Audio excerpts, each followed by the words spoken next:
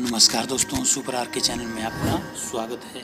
आज हम कक्षा 6 के गणित के अध्याय 9 का प्रश्नावली 9.4 करेंगे।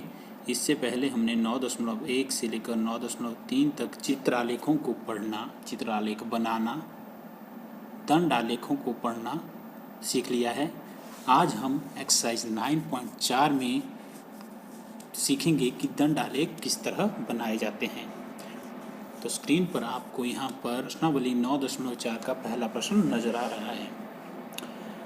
एक स्कूल के 120 विद्यार्थियों का इस आशय से सर्वेक्षण किया गया कि वे अपने खाली समय में किस क्रियाकलाप को पसंद करते हैं। निम्न आंकड़े प्राप्त हुए। यहाँ पर हमको एक सारणी दी हुई है जिसमें पहले कॉलम में विद्यार्थियों के पसंद के क्रियाकलाप दिए हुए हैं और अगले कॉलम में विद्यार्थियों की संख्या दी हुई है कि कौन सा क्रियाकलाप कितने विद्यार्थियों द्वारा पसंद किया जाता है। एक इकाई लंबाई बराबर है 5 विद्यार्थी का पैमाना लेकर एक दंडालेख बनाइए। खेलने के अतिरिक्त कौन सा क्रियाकलाप अधिकांश विद्यार्थियों द्वारा पसंद किया जाता है। तो सबसे पहले हम क्या करेंगे, एक इकाई लंबाई बराबर है 5 विद्यार्थी का पैमाना लेकर दंडालेख बना लेंगे। जिन विद्यार्थियों को ग्राफ के बारे में पता नहीं है तो वो देख सकते हैं कि ग्राफ जो होता है एक इस तरह का पेज होता है जिसमें पेज को डिफरेंट बॉक्सेस में, वर्गों में जो है विभाजित किया होता है। इसमें जो डार्क बॉक्स है, डार्क वर्ग है, ये एक इकाई के बराबर होता है और एक इकाई को भी बाद में छोटी छोटी 10 इकाइयों में विभाजित किया जाता है। जो यहाँ पर डार्क लाइन होती है उसी के ऊपर हम क्षैतिज रेखा लेते हैं, उसको हम एक्स अक्ष कहते हैं और ऊपर की तरफ ऊर्ध्वाधर रेखा को हम वाई अक्ष कहते हैं। एक्स अक्ष के राइट साइड में हम धनात्मक संख्याएं जैसे 1, 2, 3, 4 लेते हैं और इसी तरह एक्स अक्ष के लेफ्ट हैंड साइड की तरफ हम माइनस मतलब ऋणात्मक संख्या लेते हैं। इसी तरह वाई एक्स में ऊपर की तरफ धनात्मक संख्याएं तथा नीचे की तरफ ऋणात्मक संख्याएं होती हैं। तो जो ये एक इकाई होती है इसमें हम विभिन्न ग्राफों में इस इकाई को अलग अलग पैमाने के रूप में चुन सकते हैं। यहाँ पर जरूरी नहीं कि हम इसे 1 के बराबर लें, हम प्रश्नों के अनुसार इस पैमाने को बदल सकते हैं। तो अब हम इस पहले प्रश्न का दंडालेख बनाएंगे।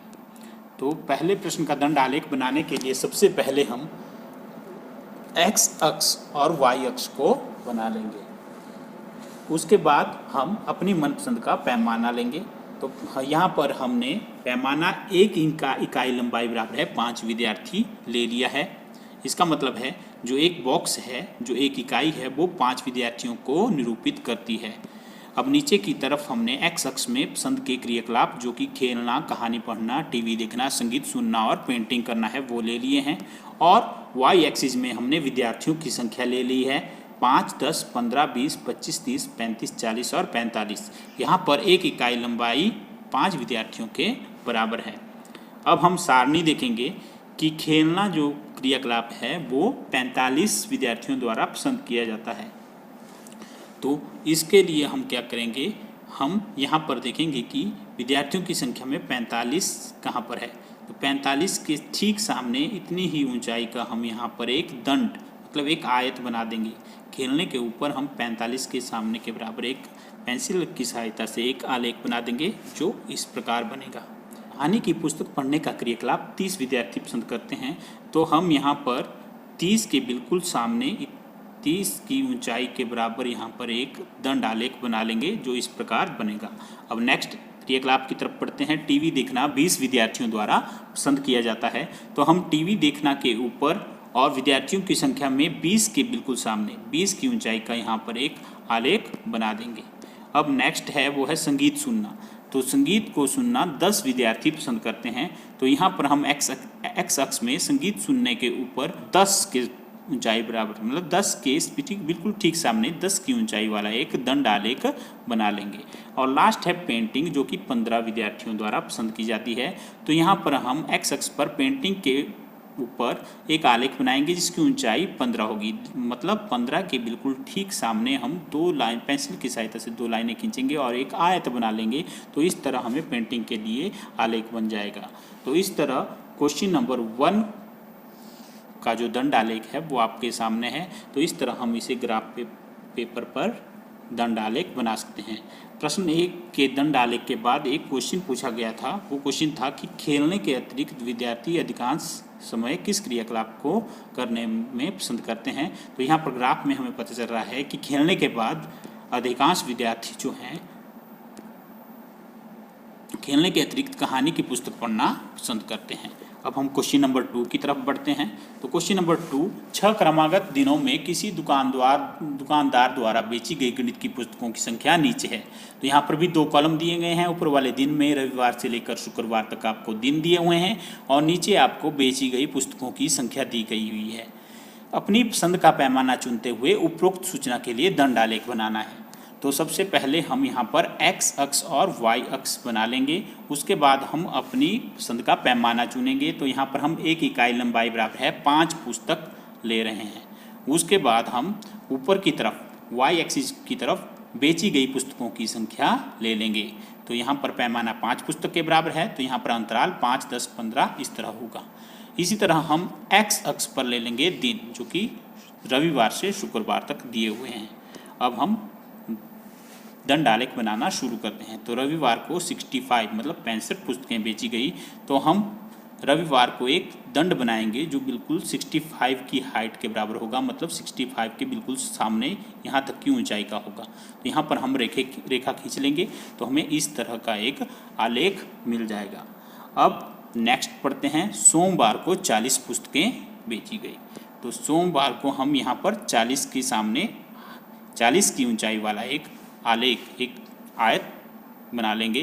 तो इस तरह हमें एक दंड आलेख मिल जाएगा जो कि व्यक्त कर रहा है कि सोमवार को 40 पुस्तकें बेची गई। मंगलवार को 30 पुस्तकें बेची गई। तो मंगलवार को जो आलेख होगा उसकी ऊंचाई 30 के बराबर होगी। 30 के बिल्कुल सामने इतनी ऊंचाई वाला हम एक आलेख बना लेंगे। और नेक्स्ट है बुधवार को 50 पुस्तकें बेची गई। तो बुधवार को हम एक आलेख बनाएंगे जिसकी ऊंचाई होगी 50। तो 50 के बिल्कुल ठीक सामने हम बुधवार पर एक दंड बना लेंगे। नेक्स्ट है बृहस्पतिवार को 20 पुस्तकें बेची गई। तो बृहस्पतिवार को हम एक्स एक्सिस पर बृहस्पति के ऊपर एक दंडालेख बना देंगे जिसकी की ऊंचाई 20 के बराबर होगी। तो इस तरह हमें एक दंडालेख यहाँ पर बना लेंगे। और नेक्स्ट है लास्ट, शुक्रवार को 70 पुस्तकें बेची गई।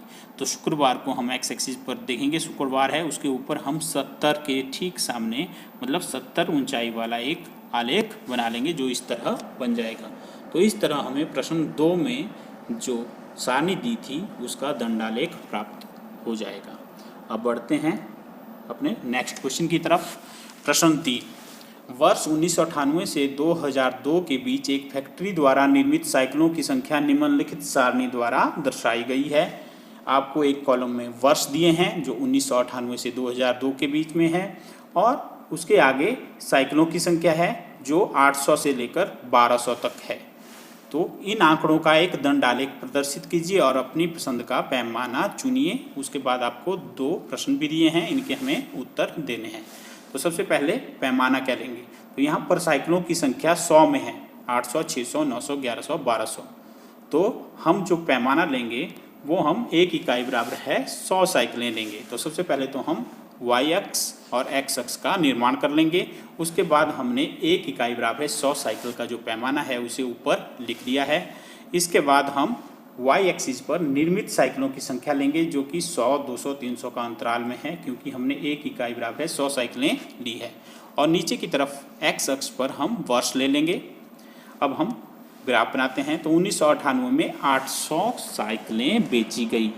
तो 1998 के ऊपर हम एक आलेख बना देंगे जिसकी ऊंचाई होगी 800। तो बिल्कुल 800 के सामने यहाँ पर हम एक आयत बना देंगे जो इस तरह बनेगा। उसके बाद 1999 में 600 साइकिलें बनाई गई। तो 600 साइकिलें बनाई गई तो हम 1999 के ऊपर एक दंड आलेख बनाएंगे जिसकी हाइट होगी 600, मतलब 600 के ठीक सामने इतनी ऊंचाई का हम एक आलेख बना देंगे। और 2000 में 900 साइकिलें बिकी।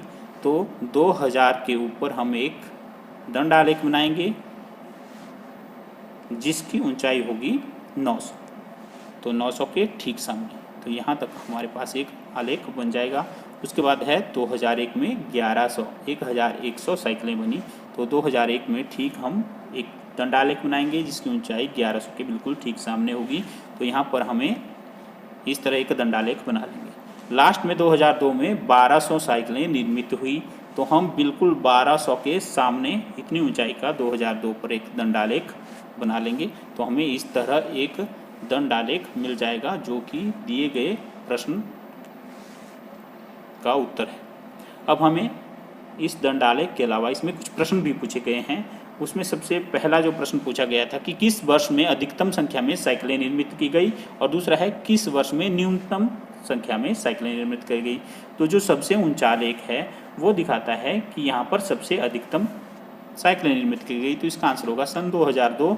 और इसी तरह जो सबसे छोटा आलेख है 600, वो दर्शा रहा है कि सन 1999 में सबसे कम मतलब न्यूनतम साइकिलें निर्मित की गई। तो ये था हमारा क्वेश्चन नंबर 3। क्वेश्चन नंबर 4 है कि किसी शहर के व्यक्तियों की संख्या विभिन्न आयु समूहों के अनुसार नीचे सारणी में दी गई हैं। तो आयु समूह दिए गए हैं, यहाँ 1 से 14, 15 से 29 इस तरह नीचे तक आयु समूह बनाए गए हैं। और यहाँ पर विभिन्न आयु समूहों में व्यक्तियों की जो संख्या है वो दी गई है।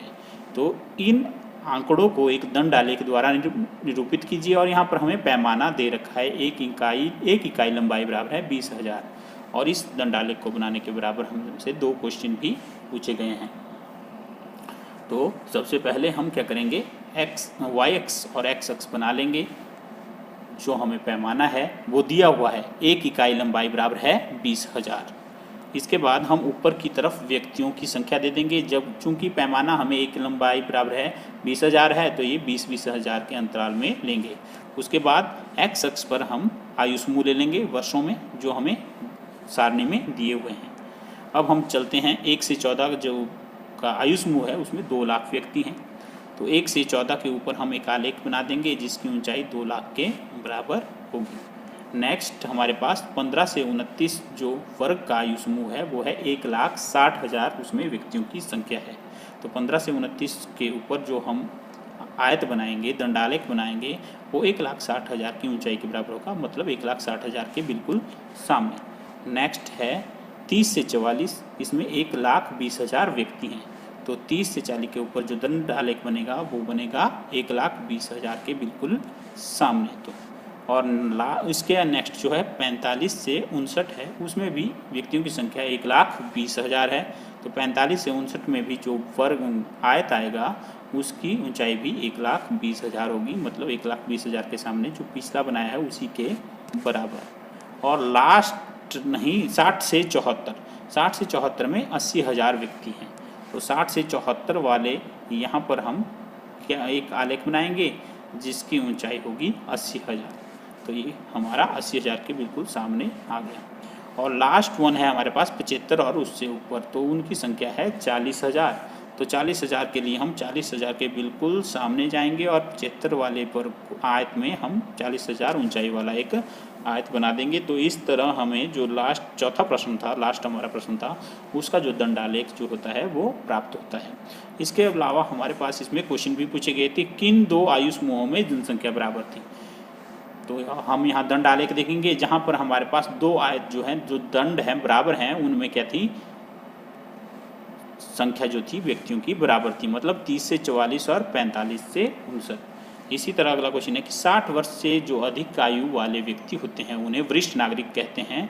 तो शहर में वरिष्ठ नागरिकों की संख्या कितनी थी। तो 60 से ऊपर वाले व्यक्तियों की संख्या को ये 2 आलेख निरूपित करने हैं, तो इसलिए हमें इन दोनों की संख्याओं को प्लस करना पड़ेगा, मतलब 80,000 जमा 40,000। तो इस तरह हमारा आंसर हो जाएगा 1,20,000। तो ये थे हमारे एक्सरसाइज 9.4 के प्रश्न, जिसमें हमने दंडालेखों को बनाना सीखा, किस तरह हम ग्राफ में दंडालेख बना सकते हैं। ये हमारे 4 प्रश्न थे। इसी के साथ हमारी जो आज की वीडियो होती है वो समाप्त होती है। अगर आपको ये वीडियो पसंद आई हो तो इसे लाइक करें, शेयर करें और हमारे चैनल को सब्सक्राइब करें। Thank you.